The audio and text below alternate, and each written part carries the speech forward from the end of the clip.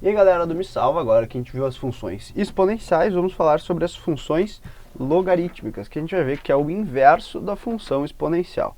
Por que é o inverso? Então, para entender isso, é só a gente partir dessa definição. Estou escrito aqui que x é igual a 10 na y.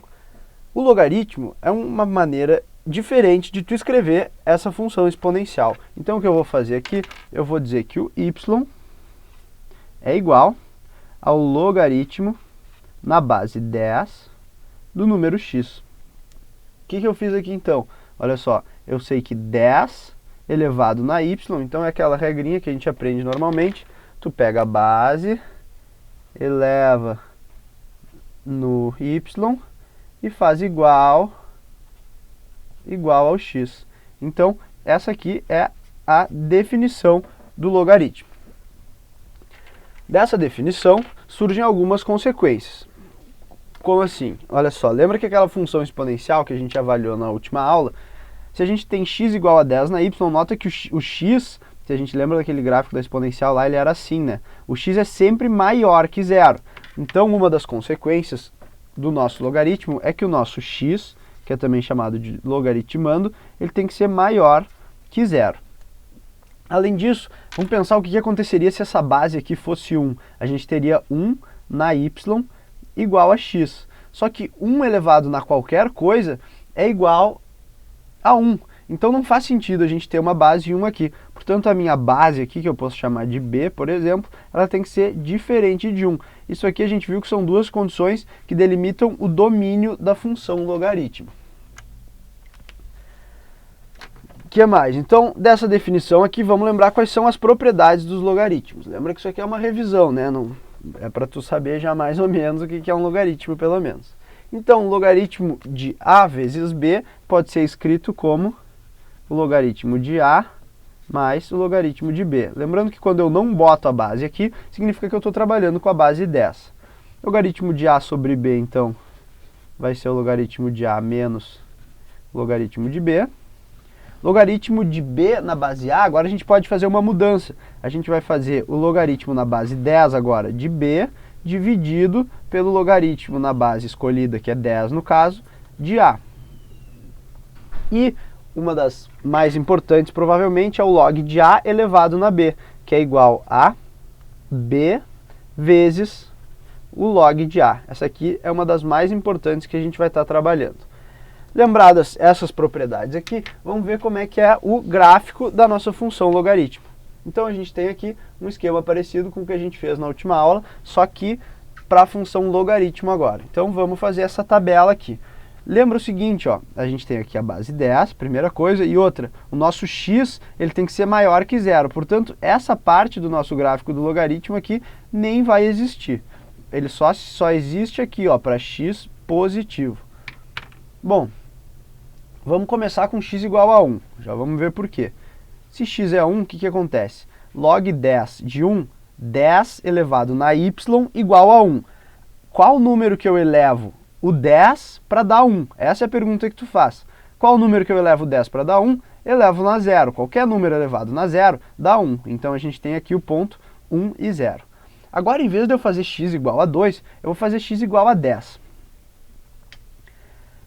X igual a 10, qual número que eu elevo o 10 para dar 10? Bom, fácil, né? 1. Então, o logaritmo de 10, que estaria já mais aqui, é igual a 1. Então, a gente tem esse ponto aqui e esse no nosso gráfico. Agora eu vou fazer 100. X igual a 100. 100 é 10 na 2. Então, usando aquela propriedade, logaritmo de 100 é 2 vezes logaritmo de 10. A gente sabe que o logaritmo de 10 é 1, então o logaritmo de 100 é 2. Olha, o 100 já nem cabe aqui mais, então eu vou ter um ponto 2 aqui assim, vamos dizer assim, dando uma suprimida na escala, e vamos esquecer um pouco da escala. Agora vamos ver o que vai acontecer quando eu vier para números menores que 1. Se eu fizer x igual a 1/10, olha só, vamos usar de novo aquelas propriedades lá. 1/10 é 10 na menos 1. Se eu fizer 10 na menos 1 aqui no lugar do x, eu passo o menos 1 multiplicando e eu fico com y igual a menos log de 10. Como o log de 10 é 1, então menos o log de 10 é menos 1. Então nota que aqui no 1/10, que é por aqui, eu vou estar no menos 1. Se eu fizer 1 sobre 100, pela mesma lógica a gente vai ter menos 2. Então lá no 1 sobre 100, que é aqui já bem pertinho, a gente está no menos 2, que é aqui. Então, o nosso logaritmo ele tem essa forma aqui, ó.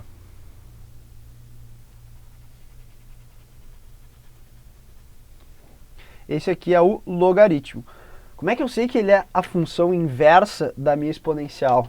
Olha só, para tu desenhar uma função inversa, o que tu faz? Tu traça uma linha de 45 graus imaginária aqui. Divide esse quadrante em 2, bem na metade, e daí eu vou espelhar essa função aqui para cima. O que acontece se eu fazer o espelho daqui para cá? Eu vou ter exatamente a minha função exponencial aqui, ó. Então aqui eu tenho 10 na x e aqui eu tenho log 10 de x. Bom, quais são as características principais desse nosso logaritmo? O crescimento dele é bem lento, ó. Dá para ver aqui o que está acontecendo. Eu vim aqui do 1 para o 10 e eu cresci 1. Mas agora para eu crescer 1 de novo, eu tenho que ir do 10 para o 100, eu tenho que multiplicar por 10. Por isso, essa é uma característica do logaritmo que vai ser bastante útil no estudo. Ele é muito importante no cálculo também. Lembra que eu falei que lá nas exponenciais a gente tinha o y igual a e na x? Agora, o e, aquela constante lá, agora para os logaritmos a gente vai ter o que a gente chama de logaritmo natural, que é y igual ao ln de x. O ln nada mais é do que o logaritmo na base e.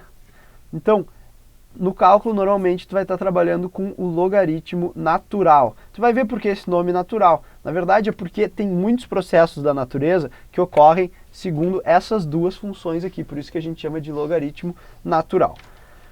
Uma coisa que acontece com os logaritmos é que as pessoas não entendem muito bem por que existe o logaritmo. Vou dar um exemplo aqui de uma aplicação em engenharia que talvez fique um pouco mais claro. Não sei, vamos ver.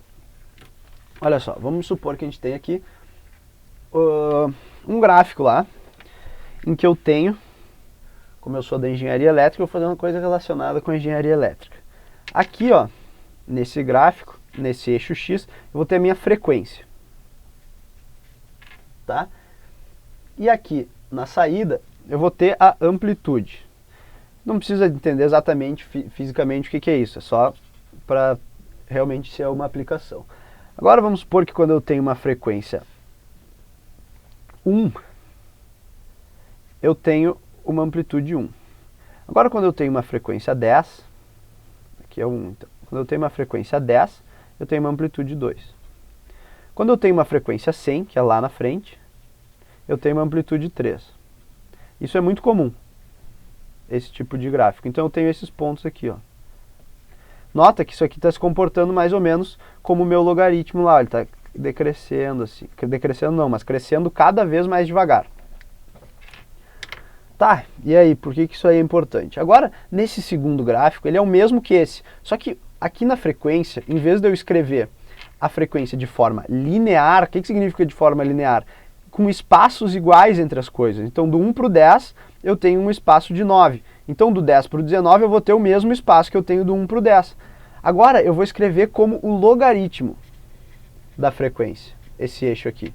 Por quê? Olha só, agora o meu 1, o logaritmo de 1 é 0. O meu 10 vira 1, o meu 100 vira 2, o meu 1000 vira 3, o meu 10.000 vira 4. Então aqui eu tenho 1, 2, 3, 4. E por que isso é útil? Vamos plotar aquelas amplitudes lá, ó. A gente tinha no 1, amplitude 1, 2, 3, 4. Eu vou ter então esses pontos aqui, ó. Este ponto. Esse aqui, ó, 1. O que significa 1? Significa o log, na base 10 no caso, que dá 1, ou seja, 10. Então esse 1 aqui está representando o meu 10 nesse gráfico, que tem aqui a nossa amplitude 2. O meu 2 aqui vai estar representando o 100, porque é o log 10, log de 100 é 2. Então aqui eu vou ter amplitude 3, aqui eu vou ter amplitude 4, seguindo esse raciocínio e assim por diante. O que aconteceu com esse meu gráfico? Olha aqui.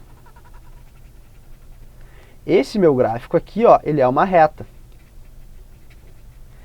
E o que acontece? É muito mais fácil tu analisar as coisas quando elas são retas. Porque quando elas são retas, tu incrementa um aqui, incrementa um aqui, incrementa um aqui, incrementa um aqui. Aqui no log é muito mais complicado, ó, porque eu incrementei 9, depois eu incrementei 90, e assim eu vou indo, e fica bem mais complicado de tu interpretar as coisas. Então, basicamente, é isso aí que a gente usa, para isso que a gente usa o logaritmo.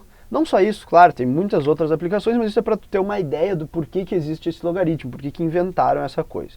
Então, nas próximas aulas vamos fazer alguns exercícios para fixar esses conhecimentos aí de logaritmos e exponenciais que vão ser bastante importantes no estudo do cálculo. Então era isso e até lá.